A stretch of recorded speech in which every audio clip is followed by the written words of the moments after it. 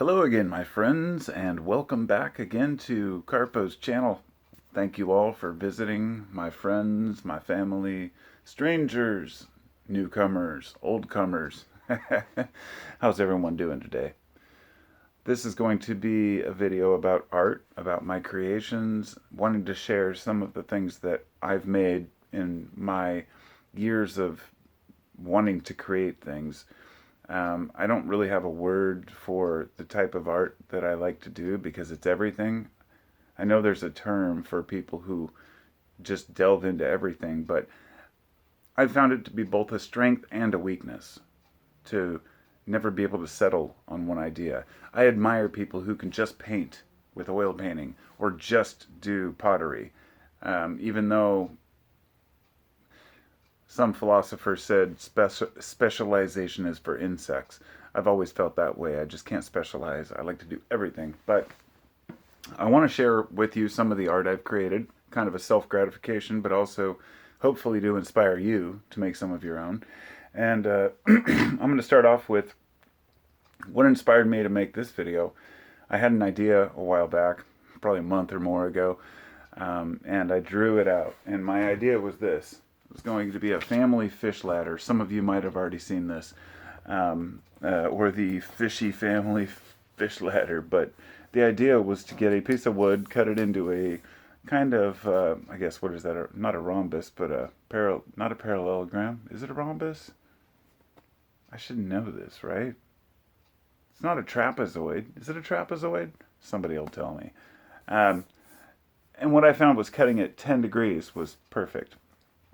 And then I would bandsaw out each one of these fish, and each one would represent a member of the family. Then I could sell them online and, or at art shows or whatever. And so here was my prototype that I came up with. And it was just a piece of plywood. I've got it taped on the back with blue tape, but as you see, it worked just fine. And I was pretty stoked on it. And I couldn't decide, should I put pins in it so they slide down on pins, or should I just do some sort of one of those fabric stretchy backs, or, I don't know. But they've got to be able to be movable at least.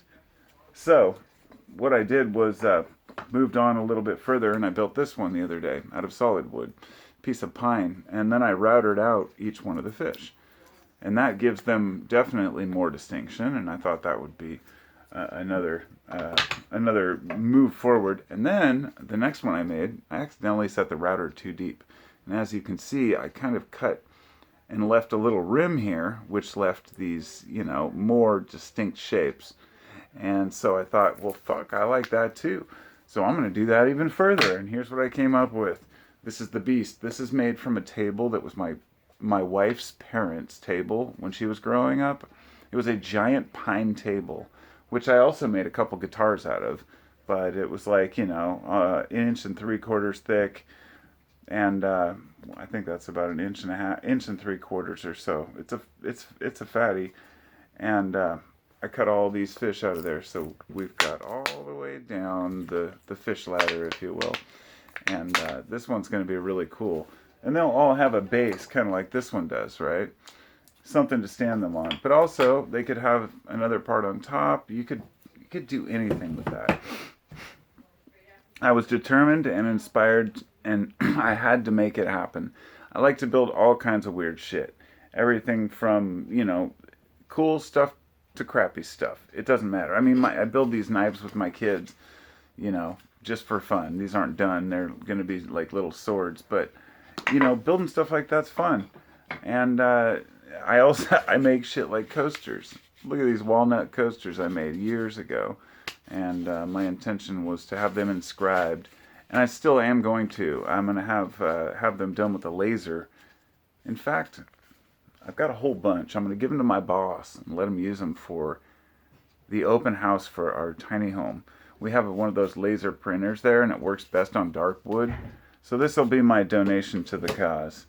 But those are just fun, simple things to make. They're easy to make. Even taking this piece of wood, which is a cutoff, I want to say thank you to Kirkman, I think it was, if I'm not mistaken, Kirkman Original, on Instagram, who posted I have a bunch of free walnut boards. Come get them.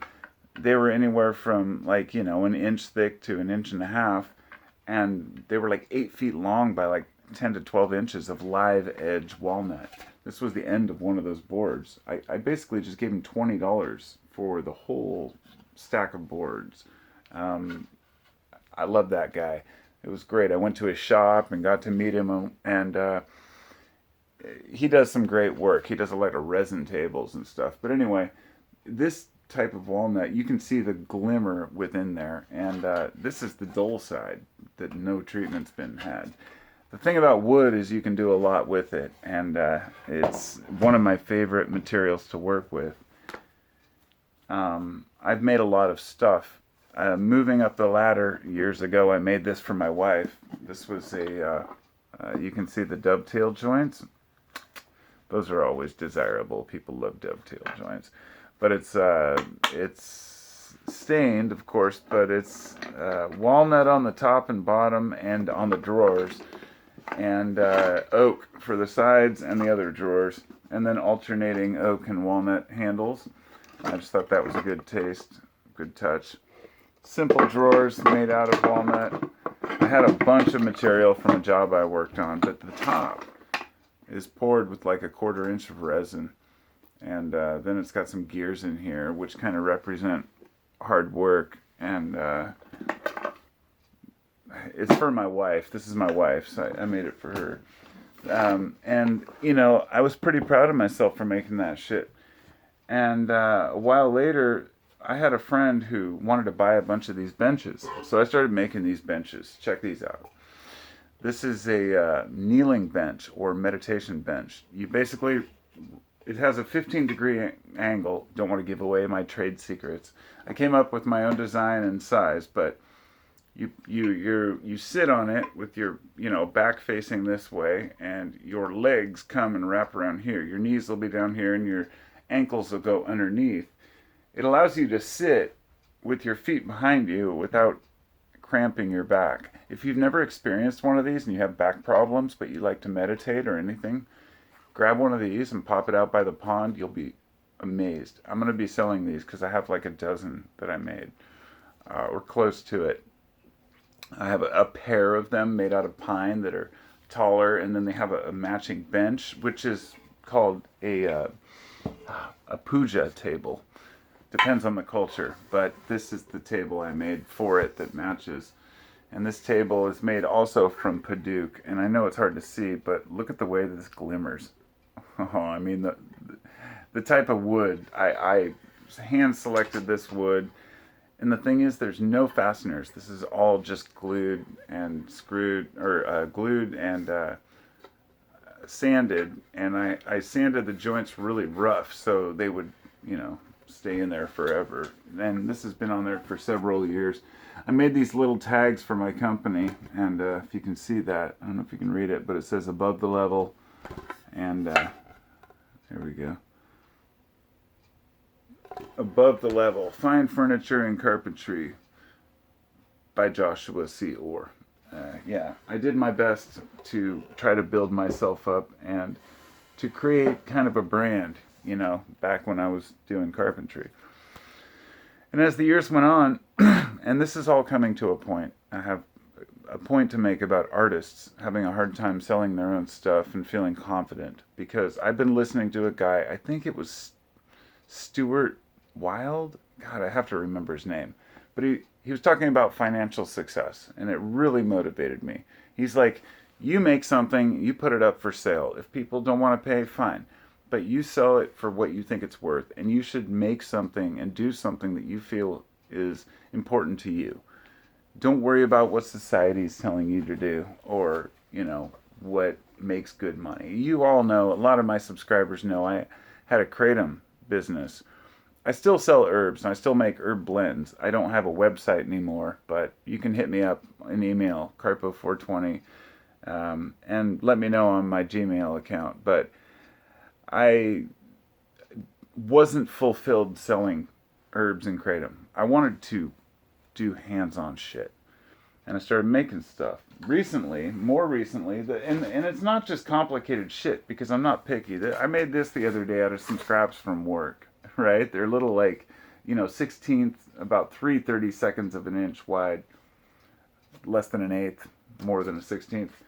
And I just wove all these pieces of pine together, and I was like, why not? It was just a bunch of crap we were going to throw away at work. And I love making shit like that. This, for example, was made from one of those pieces of walnut that I got from that guy, and I used an old junk broom.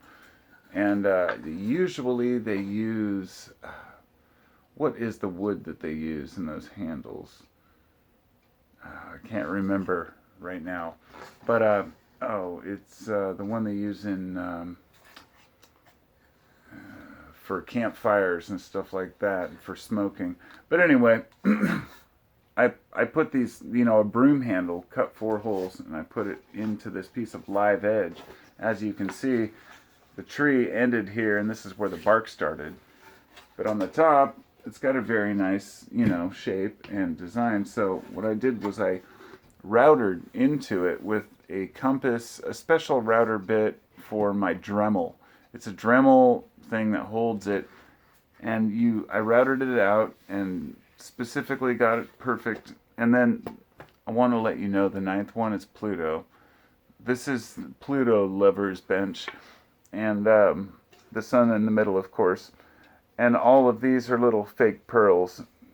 Maybe some of them are real. I don't know. They came from old jewelry box I got, but I still need to sand it down more. And when it's all wet and varnished, you'll see how amazing this thing is really going to be. And I'm pretty stoked on it. So that's that. But this was kind of the pinnacle of my creation, working with nice woods and building guitars. And it was kind of the ultimate dream of mine to build my own guitar. And among all the other things I built, and before I get to that, I should mention, like, fungus. A lot of you know I worked with fungus. This is a beautiful piece. I don't want to forget to show it. This is this grows off of a tree, of course. If you're not aware, it's called a shelf fungus. This is called a polypore. I think this is a orange or red belted polypore. And obviously, but polypore just means many pores. And these are basically a fungus that grows on trees and dead logs, and they're not parasites by any means. It's a symbiotic relationship. When these things have been dried for several years, this one's been sitting here for a couple of years, maybe 2. I'm really patient, and eventually you can cut them into slices and make stuff like this. So this is a small version or example of the ones that I make. I hope it focuses, but this right here is, one part and another part, just a slice of the fungus, and resin poured between it. So it has like a border around it. Then it's all polished and shaped, and it's pretty dirty. There we go. See, you can see it's shiny, super shiny. And I make these and I sell them online, but I haven't put them up for sale yet. This one, they all have nice clasps, hooks. I wear one of these every day and they never come undone. These little T clasps where you lock through the thing. My fear of selling necklaces, this is the thing, it's an imposter syndrome. I feel like what I'm making will fall apart, or I feel like it's too expensive. I don't know. Y'all can let me know. This necklace with fungus and resin, and it's, by the way, glow-in-the-dark resin, and it's blacklight reactive, and it's got real bone. It's $25. So that gives you an idea of what my necklaces cost. Because I don't want any surprises. Because I'm going to put them up for sale soon and do like an auction. I wanted to show y'all this puja table that I showed you earlier. And the bench actually are designed to lock in together, and my intention was to have a strap that fits over it and then a handle, and you can just carry the whole thing. Designing this shit can be hard, but I have one where the legs have hinges and they fold down, because I was trying to figure out how to ship these, because I was selling these, I wanted to sell these for about, well, it would depend on the material. For like, let's say the cheapest material that I can get, but just wood, regular wood, pine or poplar or something, whatever's cheap here, I'd say I'd sell it for still like $40 because there's a lot of time that goes into it. And the other ones have screws in here with different colored wood filling the holes, and it looks really cool. I'll have to show you if you want, but I don't know what a fair price would be for that one because it's Padauk, but you know, say they'd be between 40 and $100 depending on the wood and the quality. But this moves on. You know, of course, I started making resin jewelry a few years ago. So each one of these are different resin bracelets, cuff bracelets that I made. So they're all like that. And they have different types of colors. I have hair berets in here, and then standard, you know, cuff, not just cuff, but bangle bracelets. These ones have like cannabis. That's actually weed nugs that I grew.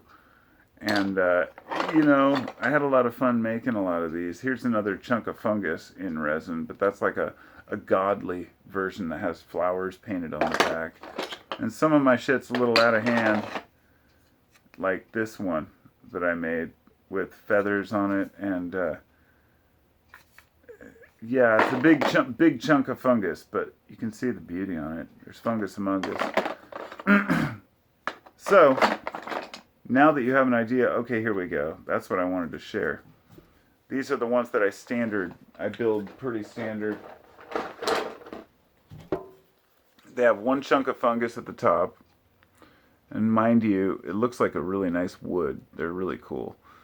And then underneath, it'll have some sort of a resin with maybe a design. It might be clear or glassy, whatever.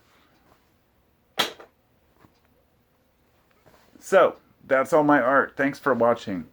Sorry for all the rambling. I just wanted to share everything I had and make sure I didn't miss anything. I've also got some leather working stuff. I wanted to start making knife sheaths. I mean, I love building shit. God, I wish I could just like figure out a way to go from here to there. Take all my stuff, and I know I can sell it on Facebook Marketplace. I could sell it on Etsy. Etsy sucks. You have to pay them their fees, then the PayPal or whatever, you know, processing fees. It's like you can go to festivals, and spring is here. I'd like to just, it's hard when you don't have a booth of just one thing. I make so many different things. But ultimately, this was the result of all my years of effort of learning so many different things, which was my first electric guitar. I made a video the other day, about 2 weeks ago, about this guitar. I said, my first guitar. Uploaded it, made it unlisted, and I just was too embarrassed to make it listed. Why would I be embarrassed to share my own guitar? I don't know. It's fucking weird. But this is made of walnut and maple. And my friend Kevin and I went down and hand picked out a bunch of these chunks. This was a chunk of like walnut that was in the kind of discount bin. And the maple, this by the way, this is a through neck guitar. So as you can see, the joints are fucking impeccable. I mean, I didn't mess nothing up. And this is hand varnished. This is not sprayed. Everything is hand done and hand varnished. The neck going all the way up is all one piece, all the way through to the head. There's not even a slice for the head angle. If you're a guitarist, you know what I mean. It's all one chunk of maple, a nice piece. And then for the fretboard, we used Purple Heart. Purple Heart is a great wood. I loved it. Then I used resin. It was actually epoxy mixed with glow-in-the-dark powder for the fret markers. So these glow heavily under blacklight. I still have no inscription in the head. I don't really want to. It's got your simple tone knobs, volume knobs, switching between pickups. And I'm not the greatest guitarist, but I wanted to make a guitar. But hey, we're not done yet. Before I made that guitar, I wanted to make a bass. That was my first thing. And that's what I did. This was actually the first one I did. And I started this design about 2015, 14 or 15 when I was working. No, it might have been like 2000. Actually, wait, let me think back. This might have been around 2010 to 2012. I was working for a guy, and I had an extra chunk of walnut, or a whole bunch of junk cut off pieces of walnut. So I put them all together in strips. I glued them all together. My light turned off. It's all right. I'm almost done here. I glued them all together, and you can see these are all like breadboard style, right? Which means that you take a bunch of single pieces, put them together in strips, and I put it in clamps, weighted, and then I cut it into a basic shape, but it sat for like 6 years until one day I was like, I want to start making guitars again. And I was like, oh, I have that bass blank. I could maybe use that as kind of a paying homage. And I ended up with this shape. Now, by the way, this is my shape, my bass shape. You will not find another bass shape like this in the world. There are other basses very similar. I'm not being arrogant. I'm just saying I didn't copy any other guitars. But I couldn't find anything else quite like this. The reason I did it was because I like to be able to put the bass on my knee or on my leg and just kind of mess around and shit. So that's why I cut that little groove in it. But then I had to cut the plate to fit, and that wasn't the original intention, nor was it to be this steep, and I just wanted something different. So in the center I routed out a deep groove that's about a 1/4 inch, and then I placed maple inside that. Well, it's actually about 3/4 of an inch, but then there's a 1/2 inch piece of maple inside here, which is recessed, and then 2 strips of, as you can see, purple heart right here on the 2 sides. So that's actually kind of deep right there. It's like a trough. And then 2 standard P-bass pickups and basic volume and tone knob and a plug. That's it. But it's a Brazilian rosewood, or I was going to say, is it Brazilian? One of them's hard to come by. It's the one that you can afford, but it's still $120 like a board foot. It's really expensive, but really nice rosewood fretboard. The same glow-in-the-dark frets, fret markers, huge jumbo frets. But on the top, this is my favorite part. It's got this lightning bolt kind of looking thing, right? This is actually cut out completely out of the guitar. If you flip it over, you can see that I don't have a light to shine through, but this whole thing shines, and this is a cutout of the guitar that's filled with resin. It took me a while to get it right. And when the light shines on it, a black light from behind or in front, you can see that shape take hold in the front, and that's why you can kind of see it here. It looks so sweet. And I'm pretty stoked on it. I'm pretty proud of it. Oh, it's just a standard maple neck as well, but it's a nice chunk of like ribbon maple. I wanted to say that the other one I made over there has a zebra wood. I'll just show you that one more here, because it's not where I stopped. I just didn't want to go on and on about guitars, but I want to show you this one here. This is the only other complete bass that I've made, and this was also made, the one I said, one of the ones that was made out of that table.